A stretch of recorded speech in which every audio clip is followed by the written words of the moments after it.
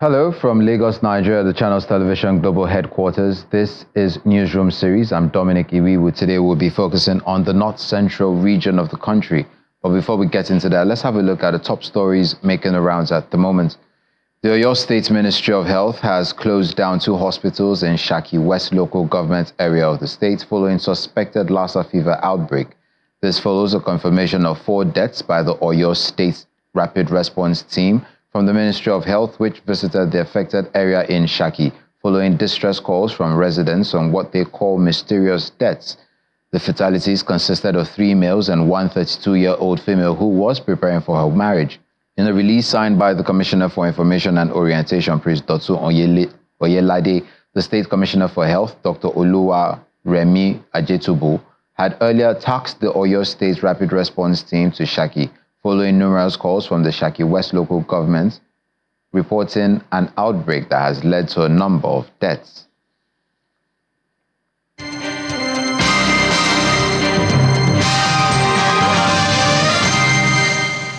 The body of the late Chief of Army Staff, Lieutenant General Taoreed Lagbaja, has arrived at Abuja, where he will be buried tomorrow, November 15, 2024. The Nigerian Air Force plane NAF 918 carrying the body of the late Chief of Army Staff landed at the presidential wing of the Nnamdi Azikiwe International Airport, Abuja, at around 12:15 p.m. The remains of the late Chief of Army Staff left the Murtala Mohammed International Airport, Lagos, around 11 a.m. Upon arrival at the Abuja airport, a guard of honor was accorded to the body of the late Chief of Army Staff and was taken down the red carpet in full view of Nigeria's military top brass. The late Chief of Army Staff's body will be interred on Friday at the National Military Cemetery, Abuja. General Lagbaja's death was announced last week by President Bola Tinubu, who said the late Chief of Army Staff passed away in Lagos after a period of illness.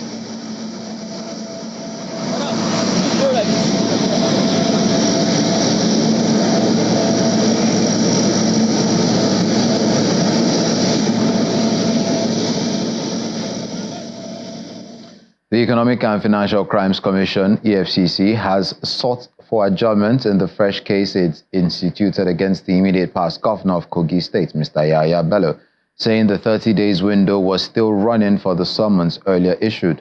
The commissioner, however, admitted his co-defendants, Mr. Umar Uricha and Abdusalami Hudu, to administrative bail and prayed the court for extension of time for Mr. Bello to appear.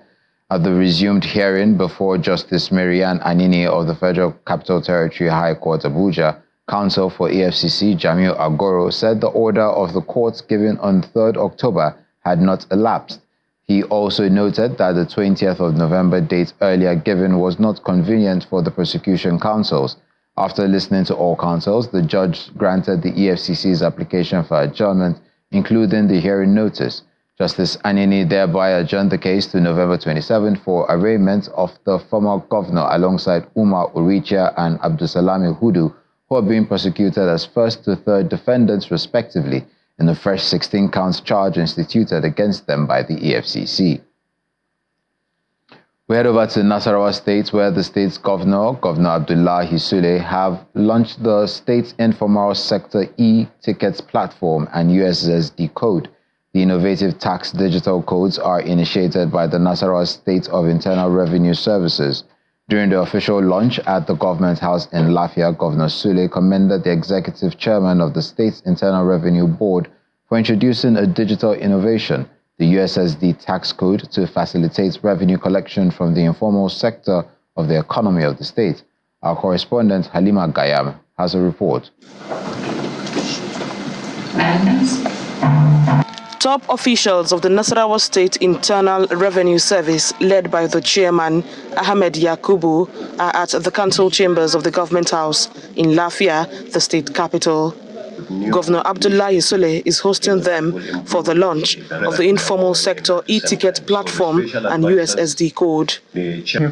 Chairman of the Revenue Service laments the challenges of collecting revenue from the informal sector, highlighting the options previously deployed to meet its revenue generation targets. The informal sector is one area that has been a very difficult area for every tax administrator to generate revenue.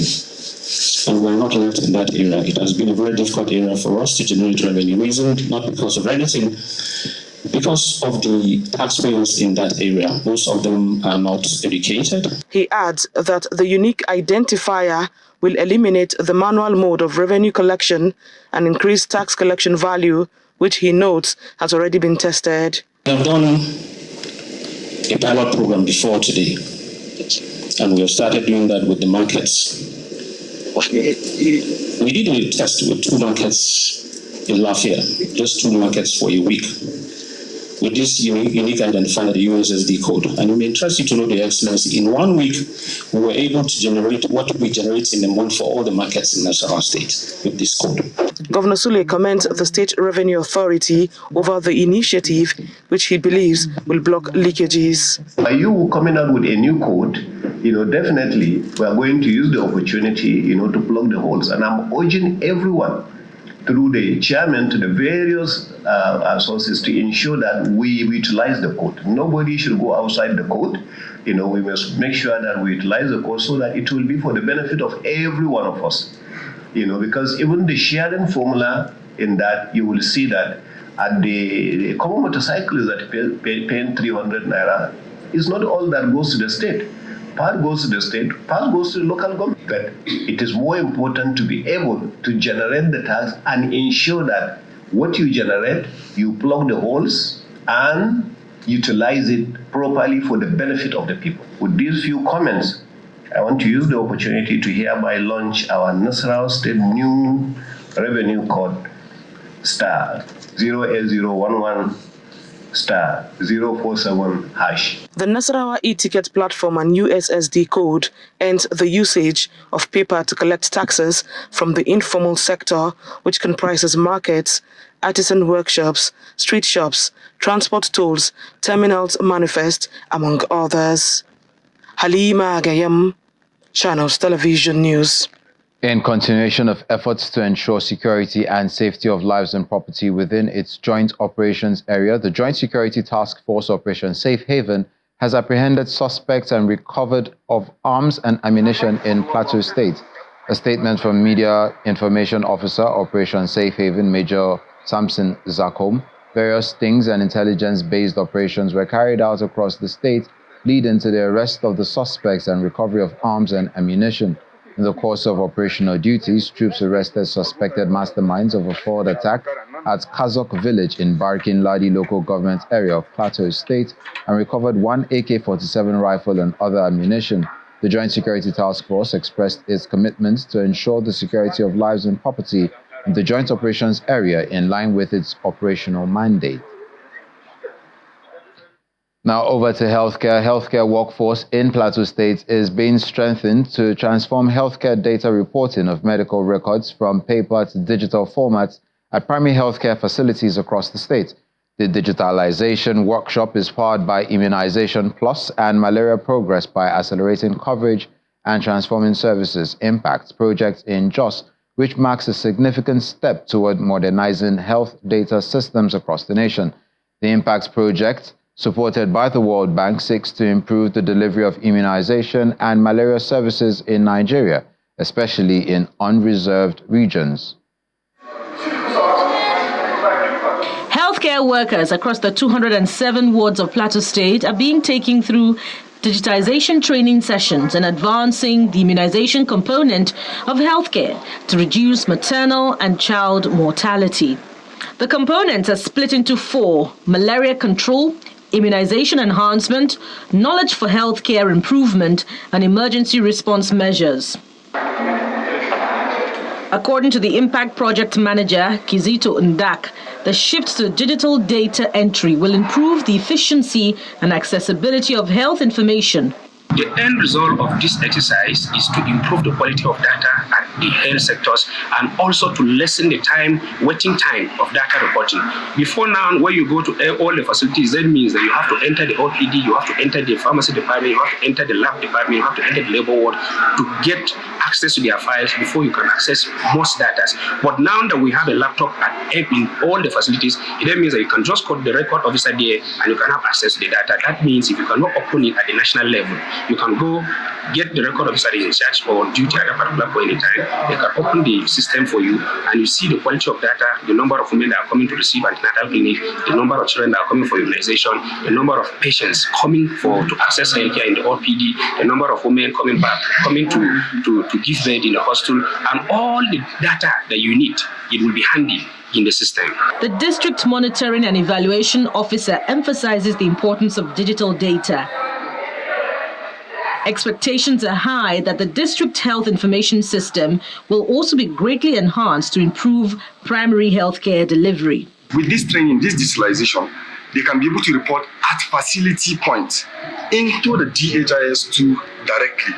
Meanwhile, the DHIS2 is called the District Health Information System. Interestingly, it is not only in Nigeria. The DHIS2 is being deployed in other countries. More than 13 other countries are using this particular DHIS2. So for Plateau State, this impact digitalization training is happening concurrently in all the implementing states in Nigeria.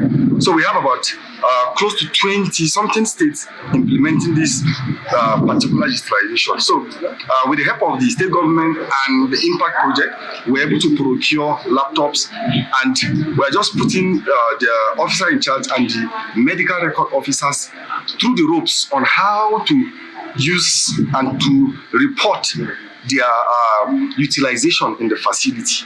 The digitization program will simplify data reporting and reduce the duration it takes to compile and access records across multiple departments and create a seamless flow of information from local health centers to national systems. This will make real-time data accessible through the District Health Information System. As part of its efforts to rid the state of dirt and ensure implementation of urban renewal program, the Kwara state government is seeking for the support of traditional rulers to ensure the success of the program. At the palace of the Emir of Ilorin, the government team was assured and given the nod to embark on the exercise by the chairman of the state's traditional rulers.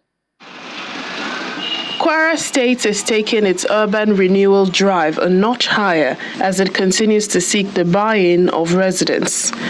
Top government officials, including the commissioners of Works and Environment, as well as heads of agencies, are at the palace of the Emir of Ilorin, Ibrahim Sulu Gambari, to seek his support on the state government's urban renewal program. This advocacy tour becomes very important for us to take, in line with the urban renewal agenda of His Excellency Malam Abdraman Abdurazak, to pay a courtesy visit onto the Emir to seek for his blessing and his cooperation and support towards all the projects that we're embarking on or that we've embarked upon within the Ilorin metropolis. And the welcoming was quite, very receptive, and he has given us his full assurance and support towards all these projects. The urban renewal program has been in the works for a while, and its broad nature includes getting rid of filth from the streets and highways within the state capital. 2 months after its inauguration, the Ministry of Environment briefs on the successes recorded by the Sanitation Committee on the implementation of the state's environment laws. The task force, which comprised members of the environmental health officers in the state, the Nigerian Civil Defense Corps, the Vigilante Group of Nigeria, VGN, and the community volunteers have positively enhanced the impact of the ministry and the state. The internally generated revenue of the state through fines and penalties paid by the offenders have also impacted tremendously on the IGR accruable to the state. A sum of 50,000 naira is now being paid as fine following the review of fee payable by offenders by the Kwara State House of Assembly. No fewer than 100 to 200 persons have been fined and arraigned before the magistrate within the last 2 months of commencing the environmental task force. The ministry says this will continue until residents adhere strictly to the laid down rules, especially those that have to do with indiscriminate dumping of refuse, which is a first step towards successful implementation. You're watching Newsroom series on Channels Television. Still ahead, we'll bring you reactions trailing the ongoing construction of the Suleja-Minna Federal Road. Stay with us.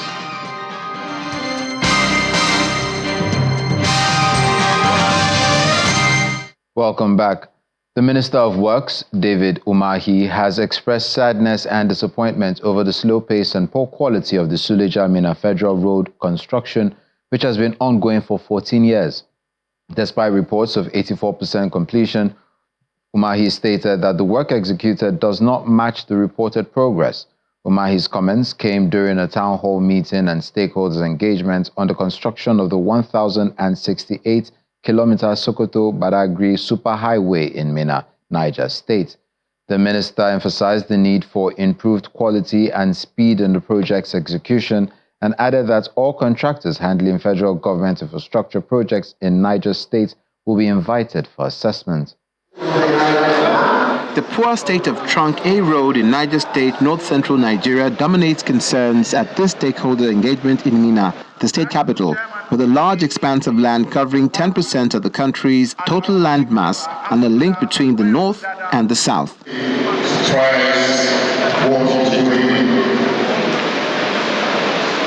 Conversations around the state of the federal road were raised by the Minister of Works, Dave Umahi, who drove through the Suleja-Minna road to attend the meeting. He expressed disappointment over the slow pace of the journey. What I saw on that road was very disturbing. It was said to have been completed 84.6% and even paid for. And I was forced to stop at a section to ask, when do we start counting this 84%? And they could not tell us. So nothing was done. And we're going to take decisive action. We can't allow a project to be as old as 14 years and the contractor is receiving annual budget. Mr. Mahi also announces that the federal government is redesigning the Kano-Abuja Expressway to incorporate the use of cement to increase the road's lifespan to between 50 to 100 years. What Mr. President has directed is that he's going to continue this project, but he's going to engage them. He's going to be selecting between 6 and 8 major projects within the economic corridor of this country, and he will be willing to finish them first. Between 6 to 8 projects per zone, the 6 zones of the Federation. Governor Maru Bago praised the value addition captured along the corridor of the road, particularly the irrigation potential that the proposed 68 dams will avail farmers in the state. He also declared support for the choice of cement in road construction. The value capture of this project is what we should be thinking about. The corridor, 68 dams, huge landscape for agriculture. Niger State, through the Niger Food Initiative, already we have identified 1.2 million hectares of arable land for production. We are begging the minister to check the design so that on this corridor we'll have feeder roads into the farmlands. Other stakeholders at the event raised concern over funding and completion time of the projects. There have never been a good time that resources from taxpayers is coming to the corpus of government than this period. And you can see, since the creation of Niger State, we have not seen the kind of transformation that is going on in this state until now. So what I'm trying to say is that there is more money in the corpus of government now. What is the completion period for this project? I've not seen it mentioned anywhere. And I don't want it to go the way of the oil and gas sector, where every week we are promised completion of refineries and nothing happens. Mr. Umahi reiterates the federal government's commitment to improving Nigeria's road infrastructure by holding contractors accountable for their work, emphasizing that no project should go beyond the completion deadline. Over in Benue State, the state government has set up a purchasing scheme for agriculture produced directly from farmers across the state in a strategic move to address post-harvest losses and enhance food security through the establishment of a warehouse receipt system. The managing director of the state-owned Benue Investment and Property Company, Mr. Raymond Asmakaha, disclosed this at a meeting with members of the Benue Farmers and Traders Protection Development Association with the aim of off-taking all farm produce which are becoming scarce. The Food and Agriculture Organization's latest statistics of food security says over 36.6% of Nigeria's population will suffer hunger in 2025 as food production declines amidst insecurity and climate change. Benue, the food basket of the nation, is dealing with food inflation exceeding 21% due to insecurity and displacement of its farming population by herders' conflicts. The Benue state government is taking steps to maximize available produce as farmers begin the 2024 harvest season through the off-taking and warehouse receipt system. We want farmers to have value for their produce, and that is why the government or our office want to participate in the market phase.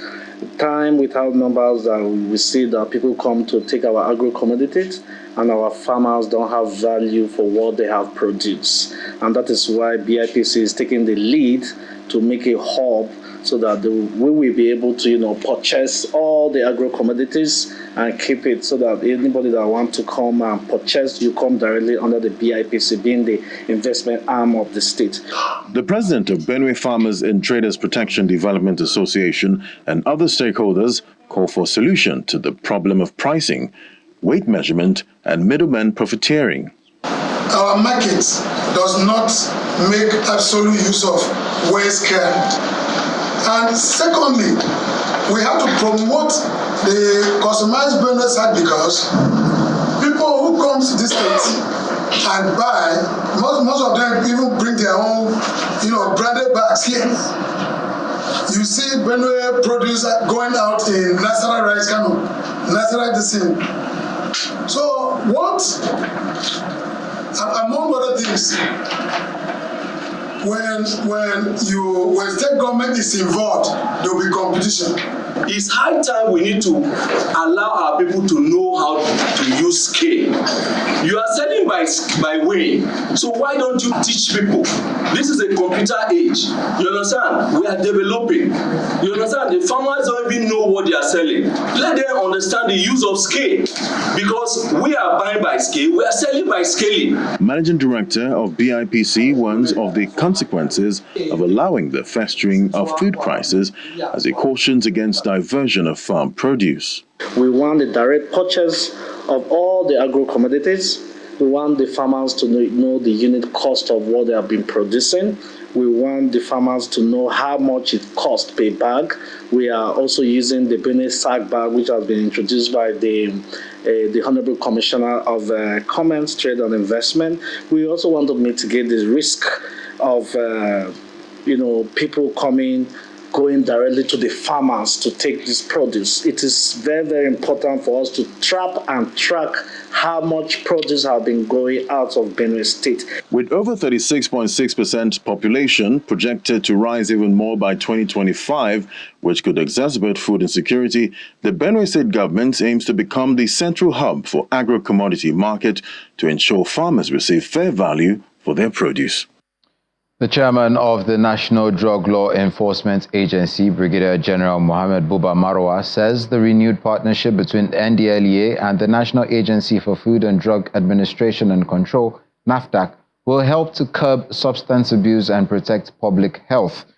At the signing of a memorandum of understanding between the NDLEA and NAFDAC at the NDLEA National Headquarters in Abuja, General Marwa described the development as a mark to significant turning point in the shared endeavor to improve operational effectiveness, protect public health, and guarantee community safety. Addressing the challenges of illicit drug use and fake drugs is the essence of this meeting between the National Agency for Food and Drug Administration and Control, NAFDAC, and the National Drug Law Enforcement Agency, NDLEA. office were well received. The chairman of the NDLEA, Brigadier General Buba Marwa, believes deepening the collaboration between both agencies will ensure robust protection for public health and the well-being of the citizens. NAFDAC and NDLEA play vital roles in our citizens' health and safety. While the NDLEA focuses on combating illicit drug production, trafficking and abuse, NAFDAC is responsible for regulating and ensuring the safety of foods, drugs and other consumables. The menace of fake and counterfeit drugs, as highlighted by the Director General of NAFDAC, draws a nexus between drugs and crime. Illicit drugs alter the state of mind. Illicit drugs directly work on the central nervous system and make one feel what one is not supposed to feel. And that can include violence, terrorism, banditry, and those are the higher levels of societal ills that illicit drugs can result in. After the speeches, a memorandum of understanding is signed to establish the framework that will enhance the sharing of vital intelligence, facilities and expertise to effectively address the intertwined challenges of drug abuse and counterfeit products.